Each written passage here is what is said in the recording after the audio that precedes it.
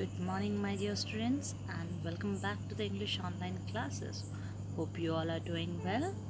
And let's continue with the chapter The Address, which we had been doing in the previous videos. And before moving on to the next part of this chapter, or the continuation of the chapter, let's have a quick recall of what we have done in the previous videos. The chapter The Address, which has been written by Marga Minko, in this we people have seen till now that there is our narrator, and she is the daughter of one character being mentioned here as Mrs. S, who seems to be a very simple lady, an innocent person. And the mother and the daughter, they used to live in Holland, and as the war broke out, they had to leave their house and go away from there. But between that time period, before the war broke out, her mother, Mrs. S, had kept all her belongings in the safe custody of one of her friend, who is known as Mrs. Darling by us. And then after the war had ended up, and when the things became normal, the daughter of Mrs. S, means our narrator, she felt like collecting back the possession of her mother, the belongings of her mother, and then decides to meet Mrs. Darling. So she reaches at the address which was told to her by her mother once. And then there, at first she thought that maybe she had rung the wrong bell, but when she saw the lady who opened the door wearing her mother's green cardigan, she understood that she was at the right doorstep.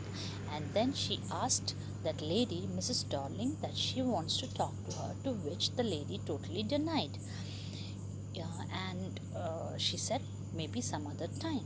And when the narrator, she was going back, she started recalling the time when she happened to see Mrs. Darling only once while she was going out of their house.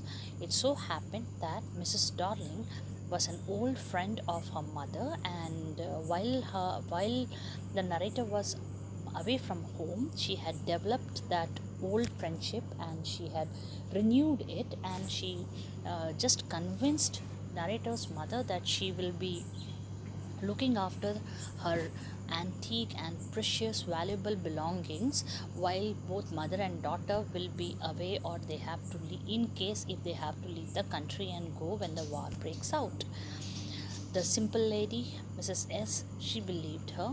She got manipulated, and she agreed to give away her belongings to Mrs. Darling. And Mrs. Darling, every time whenever she used to come, she used to carry all the precious item in one go, in big suitcases and bags. When the daughter, means our narrator, asked Mrs. S whether she had got anything in writing about these all belongings in the custody of Mrs. Darling, the mother, Mrs. S, she felt bad to not believe Mrs. Darling, which she considered to be wrong on their part or an insult for Mrs. Darling, and then they both never spoke. Meanwhile, the narrator, she recalls the time when she first met Mrs. Darling. You cannot say that she met her properly, but it was just a chance meeting, that she was coming down from her room and she found one lady going out of the house having a broad bag and wearing on a brown coat and a shapeless hat, and from far distance they both greeted each other. That's all the meeting was about, these two people, the narrator and Mrs. Darling. And then her mother had told at that time the address of Mrs. Darling.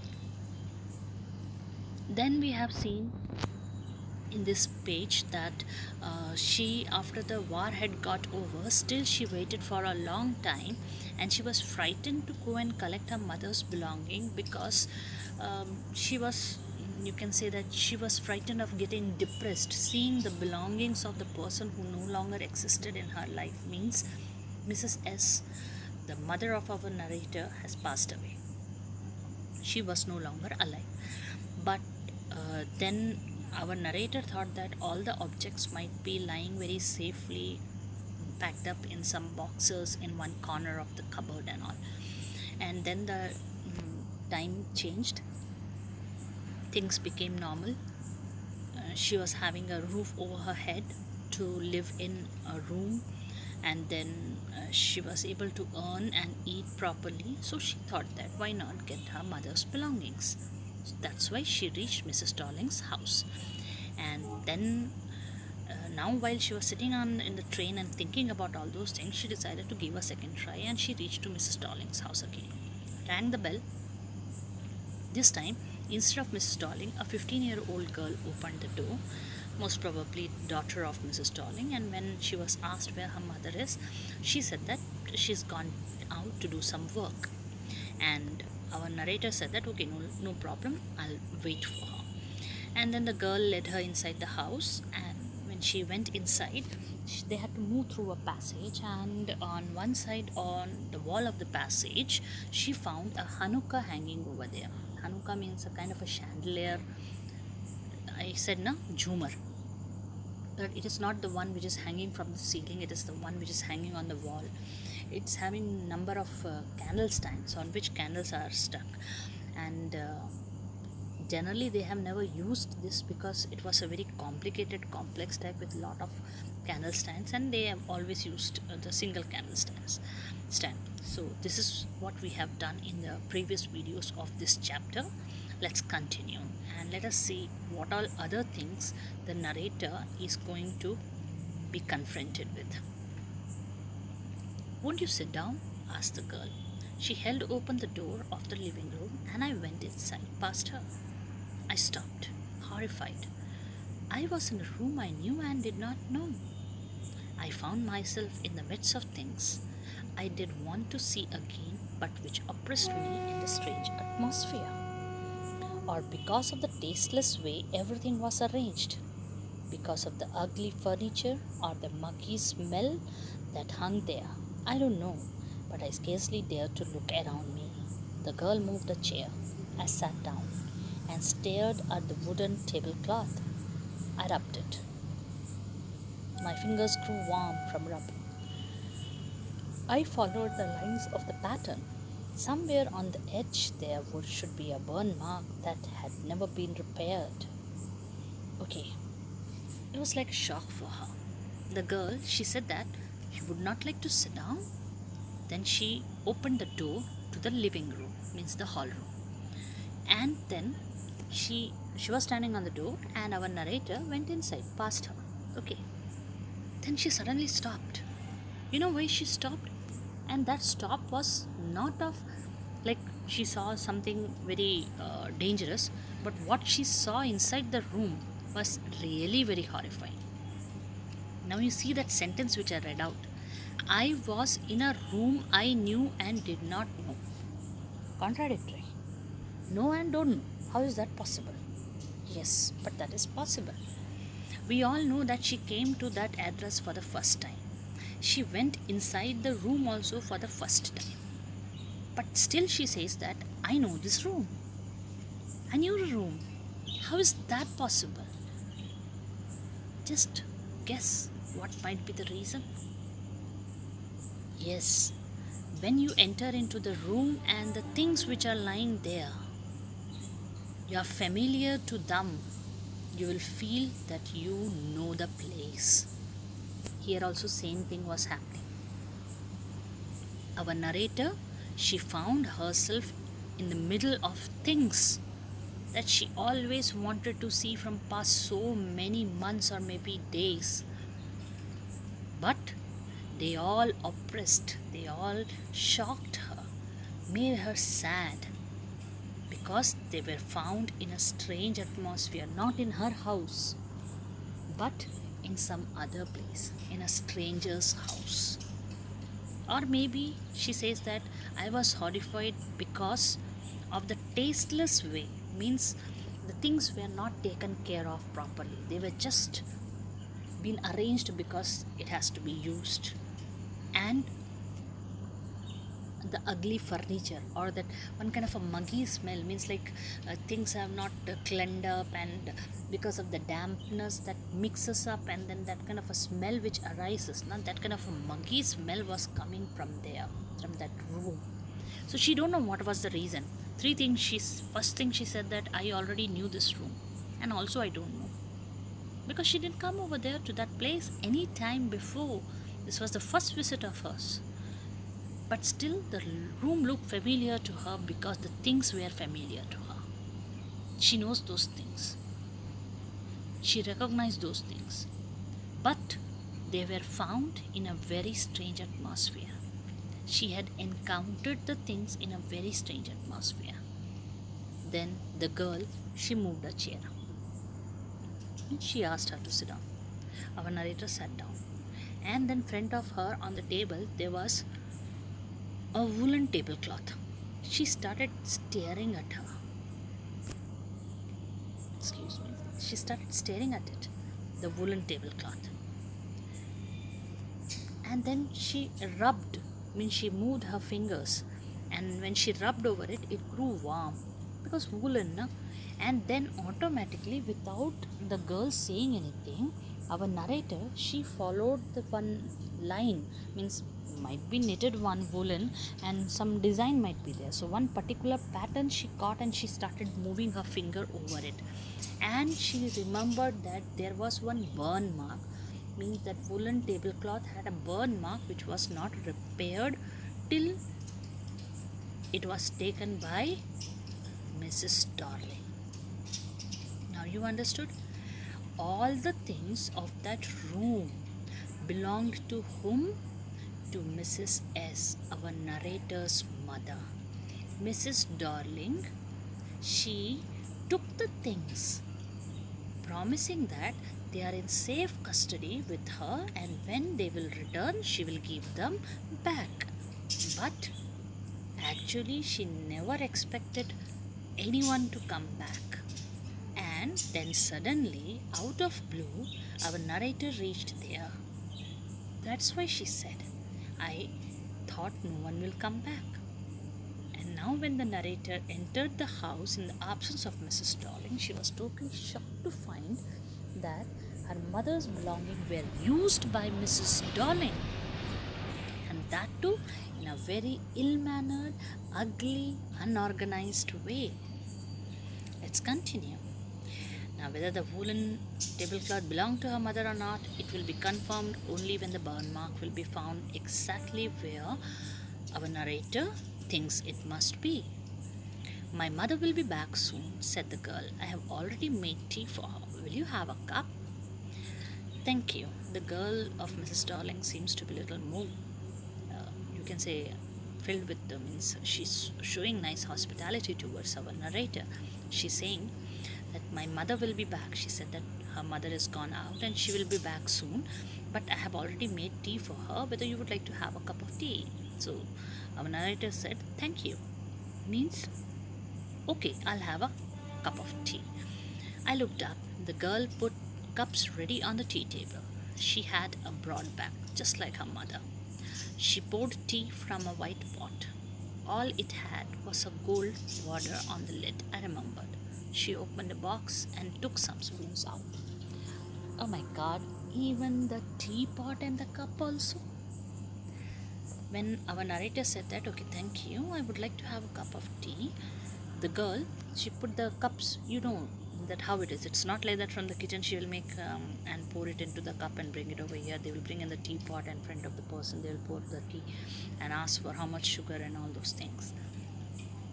So she brought it and she kept everything ready in front of her. And while she was doing this, the narrator saw her, and she came to the conclusion that she is exactly the photocopy of her mother, just like her. She is also having a broad back. And then at that time, the girl, she poured the tea from the white pot, and then the narrator said that only she remembered that that white pot was having a golden border on the lid. And then the girl, she opened a box to take out some spoons. At that time, what happened, you see? That's a nice box. I heard my own voice. It was a strange voice, as though each sound was different in this room. Oh, you know about them. She had turned round and brought me my tea. She laughed. My mother says it's antique. We have got lots more. She pointed round the room. See for yourself. If you see your thing being used up in someone else's house without your knowledge, sometimes without your control, you speak about them unknowingly. Here also the same thing. When the girl opened up a box to take out some spoons from that, automatically, against the will of the narrator, a voice spoke. That was narrator only, but it was like not voluntarily. She said, "That's a nice box." And she felt very strange that she never wanted to speak like that, but the words were out from her mouth. And then the girl, she turned towards her, and she giving her tea, she said that, "You know about them? Oh, my mother said that we have got a lot of antique things." And she pointed out around the room, and she said, "Here, just look around. Everywhere they are, those antique things, all taken from Mrs. S." I had no need to follow her hand. I knew which things she meant. I just looked at the still life over the tea table. As a child, I had always fancied the apple on the pewter plate. She said, when the girl said that, "Please look around, we have got a lot of antique things." Narrator said that, "No need for me to follow her finger." Why? Because I knew what things she was trying to tell me, and about them our narrator already knew. After all, they were her things only. And then she started looking over the still life over the tea table. Still life means like her life has come to a standstill. As a child, she had always fancied the apple on the pewter plate, like how the quarter plates type, no, small plate is there. On that, the apple is being designed out.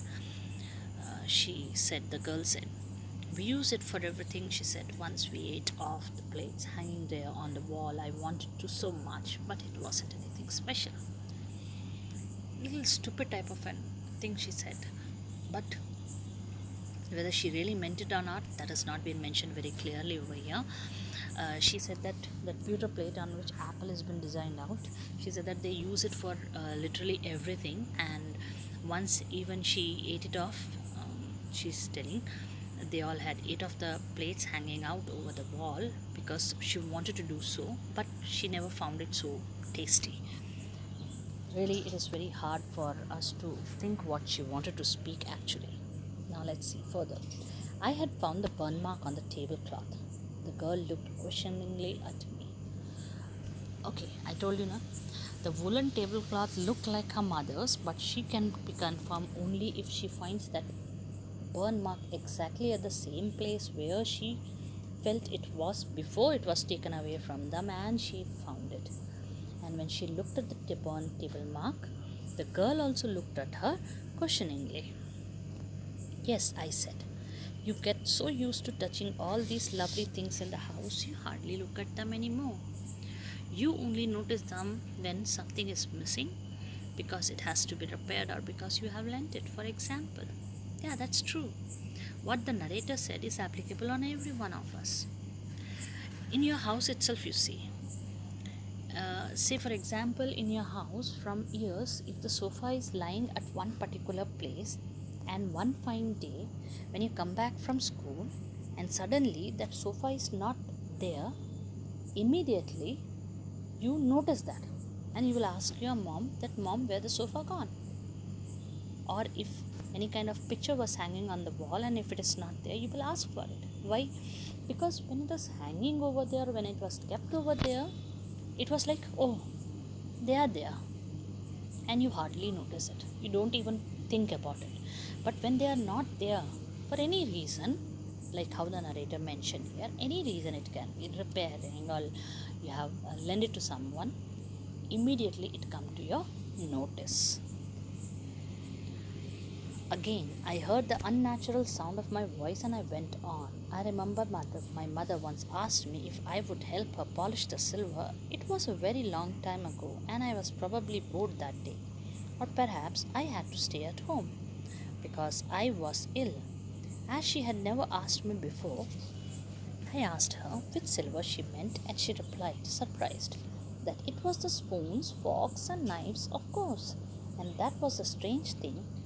I did not know the cutlery we ate off every day was silver. One more example our narrator has given. She never wanted to share this thing with the girl, but it was like, I said, no, Involuntarily, it came out from her mouth, and she started talking about it. And she said that she remember once her mother, she just asked her, because the girl, means the narrator, was at home, and she asked her that can you please help me polish the silver, means the silver items which we polish now, that thing. She asked that, can you just please help me out to polish the silver. And then our narrator, she asked her mother, silver, what silver we are having at home? Then the mother was surprised, and she said that, you don't know what silver I'm talking about? Daily you are eating your food with those spoons, forks and knife, and they are all made of silver. So this is how it is. Because they are using daily, she rarely paid attention that she's using the silver cutleries for eating purpose. And when her mother said, then only she came to know that they are using silver for eating purpose. This is how it's all about. The girl laughed again. I bet you don't know it is either. I looked intently at her. What we eat with? She asked. Well, do you know? The girl, she laughed when our narrator shared that incident with her, and narrator, she said to her, let's see, I can bet that even you also don't know that it is silver with which your people are using. Then she said that, you mean to say that we are eating with the silver knife, spoon and forks? Then the narrator, she asked the girl, well, do you really know it is or it is not? She hesitated. She walked to the sideboard and wanted to open a drawer. Look, it's in here. I jumped up. I was forgetting the time. I must catch my train. She had her hand on the drawer. Don't you want to wait for my mother? No. I must go. I walked to the door. The girl pulled the drawer open. I can find my own way. As I walked down the passage, I heard the jingling of spoons and forks. When she said that whether you know you are using silver or not, the girl hesitated because she herself also don't know. So she walked to the sideboard, means the drawer, chest of drawer which was lying down over there. She just opened the drawer and she said that wait, I'll just look at it. Meanwhile, our narrator, she jumped from her place and she said that, oh my god, the time is running out and I forgot I have got train to catch. And then meanwhile, the girl, her hand was on the drawer only, and she said that, you don't want to wait for my mother? Then narrator, she said that, no, I have to go. And she had just walked to the door and she said to the girl that, don't bother, I can find my way out. And then while our narrator was walking through the passage of their house, she could hear the jingling noise of the spoons. Jingling means when the cutleries, they touch each other and that kind of noise comes, the fork, spoons and all, that is called as jingling. So the girl was really actually opening the drawer and she was looking at whether they were silvers or not.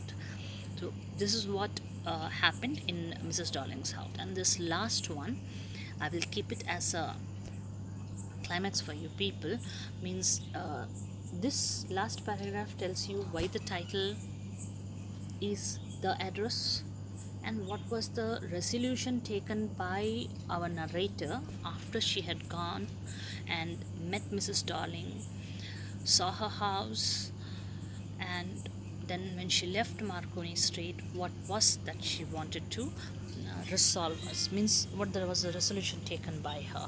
So let's come to this climax part. At the corner of the road, I looked up at the nameplate. Marconi Street, it said. I had been at number 46, the address was correct. But now I didn't want to remember it anymore. I wouldn't go back there because objects that are linked in your memory with the familiar life of former times instantly lose their value when served from them. You see them again in strange surroundings. And what should I have done with them in a small rented room where the shreds of black out papers still hung along the windows and no more than a handful of cutlery fitted in the narrow table drawer? I resolved to forget the address. Of all the things I had to forget, that would be the easiest. After my reading the passage, you might have understood that this paragraph, how it tells us that why the name, the address is apt. After leaving the house, she came to the corner of the street, and then she looked at the nameplate, Marconi Street, number 46. Address was correct, but she don't want to remember that address anymore. 3 reasons she had given over there. The first reason is she don't want to go back and collect the things which will link her to her mother's memory, making her feel sad, making her remember the loss of the valuable things. Not only the things, but her very precious mother. The second thing she said was that all her things, all her mother's belongings, were serving in a very different atmosphere to other people. So no longer she felt that those things were hers. Third reason she said, she was staying in a rented house, a single room, whose wallpapers were also coming out, hanging out, and there was just a drawer in which she will be able to fit in only a handful of cutleries. What about the rest of the mother's belongings? So she thought that when she went through these 3 points, she thought it is better for her to forget the address, because that will be the easiest in comparison to the pain that she will be suffering if she remembered all those things. So now did you understood that why the title The Address is important? Because the story started with the address number 46 Marconi Street, and it ended with the fact that she resolved to forget the address, because she thought that that will be much more easier for her to live and to move on. So in this way, we come to the end of this chapter, and very soon you will be getting the questions of the chapter. Get prepared, be regular for the videos. Till we meet again, goodbye and stay safe.